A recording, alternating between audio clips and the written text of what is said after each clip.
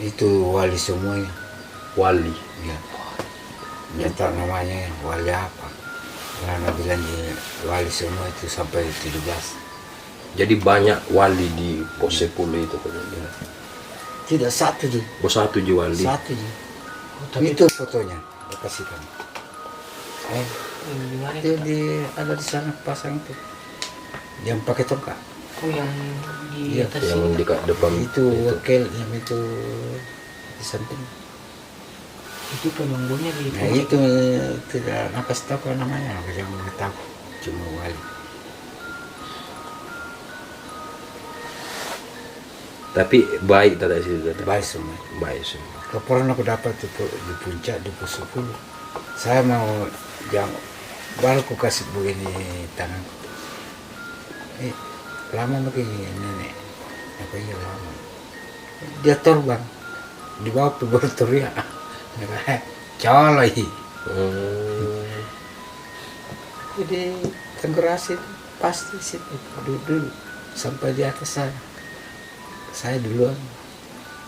Oh, nak panggil nenek. Ki. Ini aku panggil nenek kan. Oh, kita panggil dia nenek. Dia pakai tongkat, begitu tongkatnya. Dia terbang turun. Turun ke mana itu? Turun di bawah itu di sebelah kanan turun. Terbang. Pakai tongkatnya tuh. Jadi Tata pernah bertemu dengan Cuma wali. sendiri aja itu kalau ada temanku 3 orang di belakang. Nah lanjut ke sana, ke jangka dulu ke sini, situ mau tinggal. Ujung juga situ. Ada nenek. Langsung terbang. Nah bilang di dalam tidur itu waktu aku tidur di atas, coba sendiri aja kok cerita jadi tapi ada teman itu Tapi teman tak nak melihat. enggak. Oh, Tata Lihat tunjuk. itu tadi kalau tidak. Itu bilang betul terus. Ini teman-teman di pos 10 itu Tata pernah ketemu dengan wali di sana. Dia pakai tongkat katanya. Tata sempat nyapa dia. Tata kebetulan berempat. Katanya Muki kemana nenek? Tata manggil si wali itu dengan sebutan nenek. Entah bagaimana si nenek tersebut itu turun ke bawah ke sebelah kanan kata Tata. Nah, Si pengajar itu si pisau di kot bikin. Nah ada situ lalu kesembangan. Itu pisau itu pernah kasihkan kemanakan ke di Pendra. Dia kembali lagi di situ lah. Di pas di tiang mana. Tinggal sarunnya di bawah ya. jadi teman Tata yang 3 orang itu nggak melihat bahwa ada nenek di situ. Nah, tidak melihat. Terus si nenek tersebut bilang kalau memang apa namanya Tata cuma sendiri, kita cerita-cerita gitu. Tapi kebetulan Tata bawa temannya, jadi makanya nggak sempat cerita-cerita. Nah, apa namanya? Tata juga sempat dikasih oleh-oleh katanya, yaitu pisau. Pisau itu ada sarungnya. Dan lambat laun pisau itu Tata kasih sama kemanakan Tata, dibawa ke Sopeng. Ternyata pisau itu setelah dibawa ke Sopeng, pisau itu malam di sana. satu malam di sana Kembali lagi. pisaunya kembali ke rumah Tata. Ada pisau betul. Dan pisaunya ada. Nah, terus sarungnya tapi di Sopeng Tata ya. Nah, minta ke dia kasihkan ke jaga baik-baik. Ternyata itu kembali lagi. Dia bilang kalau kasihkan lagi orang ini kambing. Tidak. Oh, jadi kata Tata penunggu apa wali itu atau nenek tersebut itu bilang kalau kamu kasihkan pisau ini lagi ke orang ya akan saya tarik kembali. Selalu bilang kalau naik ke bawah ki, Ya. selalu ke bawah kalau naik kan. Jadi Tata juga disuruh kalau setiap naik bawa pisau itu. Nah kalau di pos 11 Tata, Wali juga, dia juga. Oh, Dia iya. semua geng. oh jadi sampai pos 17. 17 dia Iya. semua Tata ini. Dia punya aras kursi itu namanya tuh 17. Ada kursi ya. Di pos 15 masjid, 14 Batu Layar. Itu. Berarti Nah, dari pas pos topang 10 gitu. itu tak sampai dengan pos 17 itu yang duduki di situ para wali tak. Wali. Nomor 1 di wali ke saya gitu. Kalau lihat mau ke sebab di pos 10. Jadi dari pos 10 sampai pos 17 itu ya satu lah yang Itu sebelum dia Penunggu. ke puncak pos 10. Anak penjagaan aja terus sampai di pos 1. Penjaga pos 1. dari mana itu Pak? Kalau di pos 1 sampai pos 9. 9. Oh Ya, anaknya semua itu iya. anak. Kalau di sini saya terus itu sampai 17. Itu Nandika gitu namanya anakku. Aku itu anak ganti namanya. Arsa kursi. Tapi Arsa mana? Harus kursi. Nah kalau di pos 12 itu apa lagi sebutan yang biasanya kita dengar? Kobang. Kobang. Iya. Itu apa di situ Pak? Itu tanda-tanda juga. Tanda kesayangan nah itu Nabi tadi. Tanda kesayangan di situ tadi. Itu yang kasih tahu. Itu nama saya. Saya di sini 17. 16. Jadi di pos 12 itu ada nama lainnya yaitu Kobang Iya. yang kita biasa kalau Ada di mana-mana semua. Seperti masjid, Batu Layar, ada tuh pos 14. Nah, macam-macam di situ ada patung batu tuh. iya, Kalau kayak manusia baku peluk itu dilempar batu kalau dia lempar tuh kan kalau manusia Di pos 14 itu tak. 14 sebelum batunya ada unta ada unta. itu di Batu Layar itu selalu salah di situ salah kalau lihat ke di situ sampai di masjid suruh salah lagi sampai di aras kursi suruh salah lagi nggak di Kobang salah terus. Jadi dari pos 12 itu teman-teman sampai di pos 17 itu kalau Tata naik ke sana disuruh sholat terus. Jadi biasa kita lihat kayak ada batu atau biasa masjid di mana lagi tadi? Di 15 Konon katanya di pos 15 juga ada masjid di sana ya di teman-teman. situ itu 3 orang di dalam itu di pos di 15 di masjid ada batu di dorong tapi rata itu batunya tapi dorong beri salam assalamualaikum 3 kali baru kedorong ya tidak tapi tidak cukup setengah jam seperempat jam ya cerita suruh keluar ada oleh-oleh ke tanah kasih itu Batu. batu karena sudah kita batu pakai. Jadi di pos 15 itu kayak ada masjid. Masjid itu kita bisa menembusnya itu lewat batu. Batu itu kayak gua kalau kayak kasat mata kita orang awam. Nah, cukup kata Tata membaca assalamualaikum 3 kali. Tata dorong itu batu dan Tata bisa masuk ke dalam. Nah, Tata sempat bicara-bicara dengan 3 penunggu di sana tadi. 3 penunggu tidak sampai setengah jam. Laki-laki semua. Tapi Tata sudah disuruh keluar dan Tata juga diberikan lagi oleh-oleh batu itu, batu cincin tadi. Bukan batu cincin sih, batu kayak kenang-kenangan lah oleh-oleh. Aku ramang katanya itu, aku ramang. Aku ramang. Aku daging. Aku daging. Ke sana tak tahu kan. Saya biasa kalau ada pengantin tuh bagian potong kuda atau kerbau sapi dipakai biar 1 ekor itu potong biar banyak orang tidak habis daging. Kalau di rendam di air baru kan kayak berkecukupan terus itu di daging. Nah Tata, kira-kira di pos 12 itu ada mata air sih? ada Di sebelah mana itu? sebelah kiri turun. Kalau kita sampai di pos 12 sebelah kiri turun. Tapi kayak apakah kayak kita ini bisa dapat mata air itu? Bisa Bisa.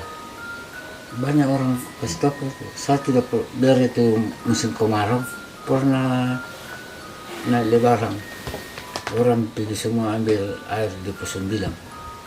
Saya ketemu mau kemana, mau pergi ambil air, kata kayak tidak ada air di pos 12. Memang kosong itu. Kalau tidak percaya ayo ikut mau. Jadi tidak percaya. Jadi itu anggota suruh tuh terus mau bawa semua itu cerkin tidak. Tapi penuh semua, kenapa masih ada air di bawah? Musim Tapi kemarin jauh turun itu Tata? tidak jauh. Tidak jauh jadi. Lebih jauh itu di pos 9. Lebih jauh turun di pos Lebih jauh. Jadi teman-teman di pos 12 itu ternyata ada mata air. Jadi kalau kita sampai di pos 12 itu sebelah kiri ada mata air. Ada itu. Walaupun dia musim kemarau dia tetap ada di situ tuh teman-teman. Tapi di bawah sekali tuh. 3 tempat itu di bawah. Oh ada 3 tempat. 3. Itu air dari bawah naik. Bukan dari mengalir dia. Dari gunung. Dari bawah naik. Oh dari bawah naik. Berarti mata air ya tetap. Terus kayak Tata bilang unta tadi di mana itu? Unta. Di pos 14. Oh pos 14 itu. Pos 14 ada unta tak pernah lihat di situ. Tidak batu unta. Oh batu unta. Di sana itu. Oh tak naiki itu batu unta. Nah, saya bilang bapak sejarah laki sejarah itu baru situ mah duduk. Jadi di pos foto ke dulu tuh. pos 14 itu teman-teman ada batu yang berbentuk unta. Jadi Tata disuruh duduk di situ menggunakan alas Macam-macam sajadah. di situ ya. Ada batu leya, batu lebar itu di situ salah. Baru naik di masjid sampai di atas salah lagi, sampai di pos 17 salah lagi. Semua itu di situ salah. Nah Tata, kita lanjut ke pertanyaan yang lain Tata. Kalau untuk kan saya pernah cerita dengan Tata Jabar. Kata Tata Jabar itu penunggunya Bawah Garang itu kan Syekh Yusuf. Nah kalau Lompo Batang ini siapa kira-kira yang pegang?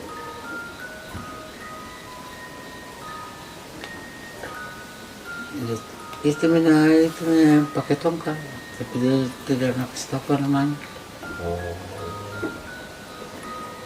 tidak kasih tahu namanya gitu. Fotonya Tapi bukan Kahar Musakar sih tadi. bukan karena kahar masakar itu di Lombok dibakar aja. Dibongkar. Karena dia dilantik, sudah dilantik itu di Lombok Batang dibakar.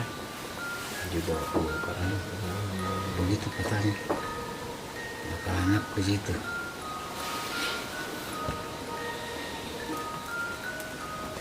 Jadi yang pegang Lompo Batang itu ya itu wali tersebut yang dia tidak memberitahu siapa namanya. Dia pakai tongkat itu tadi. Pakai tongkat.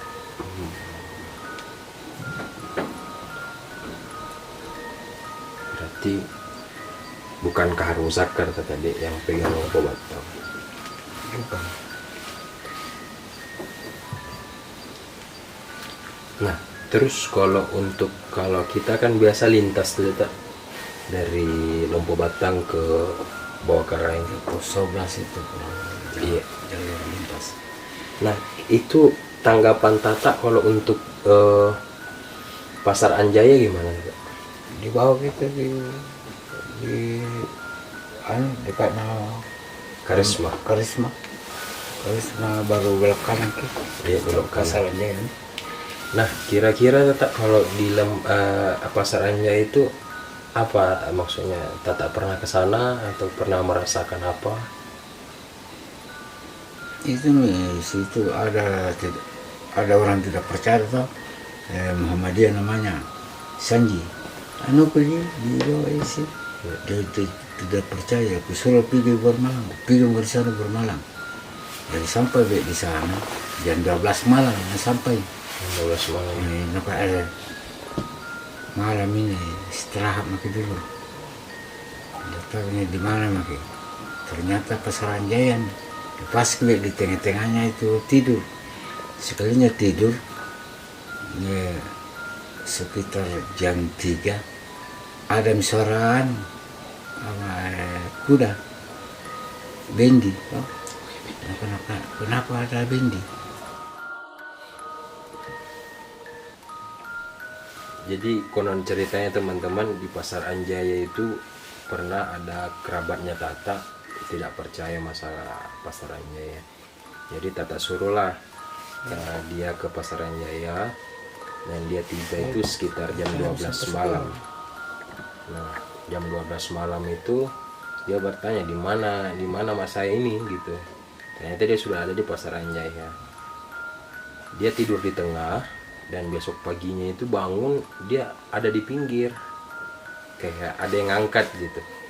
Dan di situ juga dia merasakan ribut gitu, suara ribut kayak suara pasar, kayak suara apa, bau-bau ikan apa dan segala macam, orang menggoreng, orang masak, tapi tidak ada orang-orang gitu ya.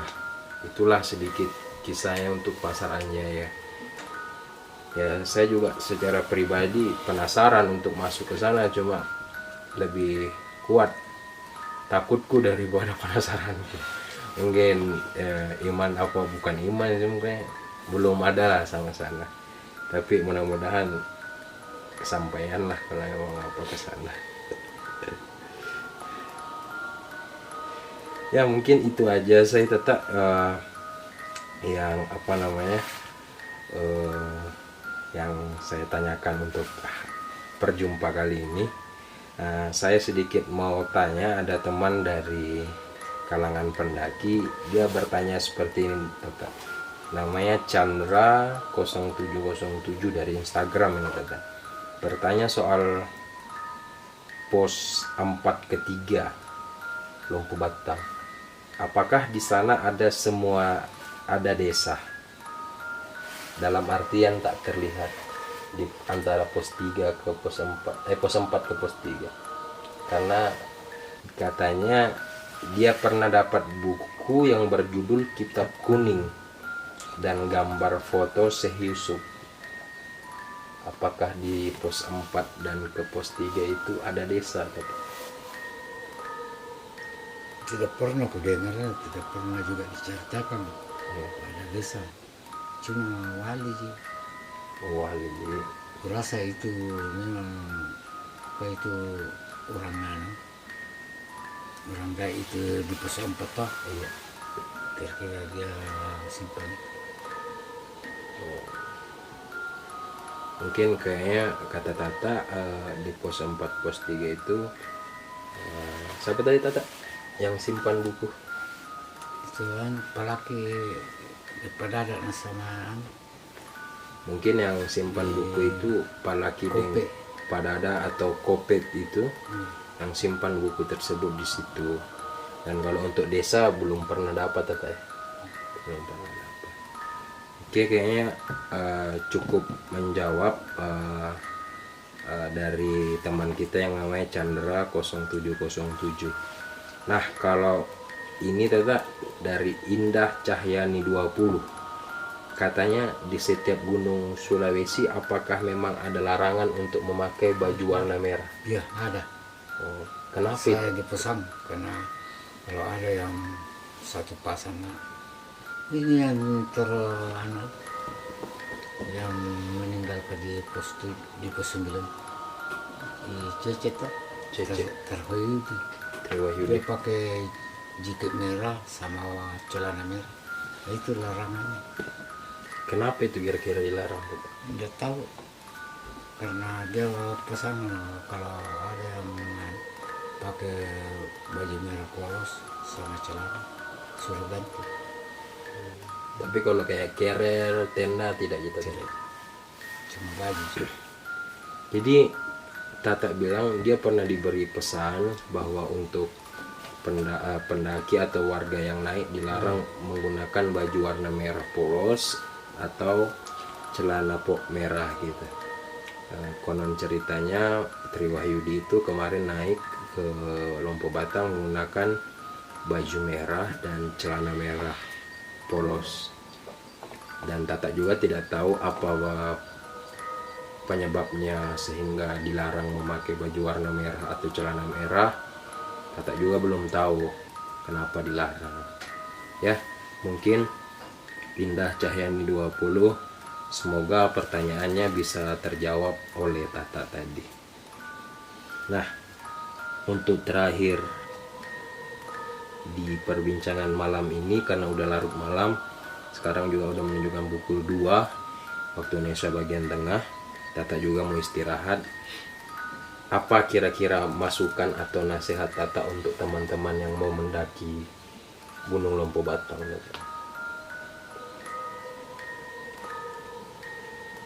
Banyak ya penyakitnya gitu, kasta gitu.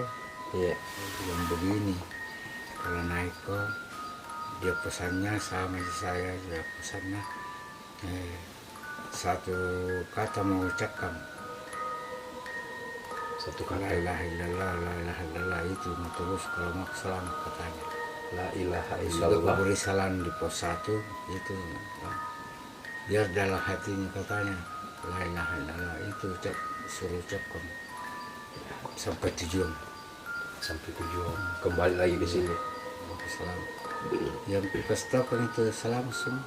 Kalau saya itu kalau ada pendaki mau kasih peringatan, tidak ada apa.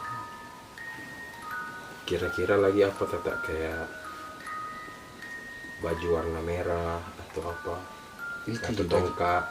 itu kalau tongkat tidak, Tidak di tongkat. kalau baju merah aja. Itu kesana suruh ganti dulu. Kalau kayak takabur Tata atau Nah itu juga. kalau bisa bercanda tadi, tapi jangan terlalu Iya. begitu. Apalagi kayak kencing sembarangan gitu, buang air gitu Tata ya. Tabe-tabe lah gitu Tata. Iya. Mending jangan di batu gitu Tata ya. Bilang minta izin, tapi batu Jangan. jangan. Ada tuh batu lebar tuh di pos 8. Kalau kau kencing menghadap masuk, Ada bekuan sih. Oh, yang penyampainya baru. kayak tidak pakai baju itu yang perjalanan situ. Pos 8 yang pas dia melihat Triwahyudi. Sebelum iya. Ada tuh di tangga-tangga naik batu lebar di situ. Jadi teman-teman lumayan ngeri juga ya, maksudnya ngeri dalam artian baik ya, ini kan untuk kita semua. Jadi Tata tuh berpesan sama kita semua, jadi ketika kita mendaki Lompo Batang, Gunung Lompo Batang itu dibiasakan setiap pos mengucapkan assalamualaikum dan la ilaha illallah dalam hati. Terus juga Tata berpesan jangan memakai baju merah atau celana merah, dan kalau memang kayak bercanda ya bercanda sewajarnya lah. Pasti kita juga tidak bisa tidak bercanda di gunung atau di hutan, pasti kita boring atau bosan lah, pasti kosong lah anak-anak bilang ya kan. Nah, untuk kayak buang air kecil atau buang air besar usahakan jangan di batu, karena takutnya penunggu biasa duduk atau beristirahat di batu. Oke teman-teman, ada lagi Sri yang mau ditanyakan sebelum kita? Cukup itu saja. Melihat waktu juga yang sudah larut malam. Iya, ini mungkin itu aja ya teman-teman yang bisa saya sampaikan ke teman-teman. Bincang-bincang kali ini sama Tata, yaitu sebagai juru kuncinya Lompo Batang. Mungkin di lain waktu, di lain kesempatan, kita umur panjang, kita masih bisa diberikan kesehatan. Jumpa lagi dengan Tata Hasan. Oke, mungkin saya rasa itu saya teman-teman. Terima kasih udah menonton video kami. Semoga itu bermanfaat, mengedukasi untuk teman-teman semua. Dan kembali saya mengingatkan, Tata berpesan, walaupun kalian tidak mempercayainya, setidaknya kalian tidak mengatakan itu musyrik atau sesat atau apalah gitu. Mari kita saling menghargai satu sama lain kepercayaan kita beragama atau bertoleransi satu sama lain. Oke, terima kasih teman-teman sekali lagi. Sampai jumpa di bincang-bincang dengan juru kunci berikutnya. Oke, selamat pagi dan selamat journey.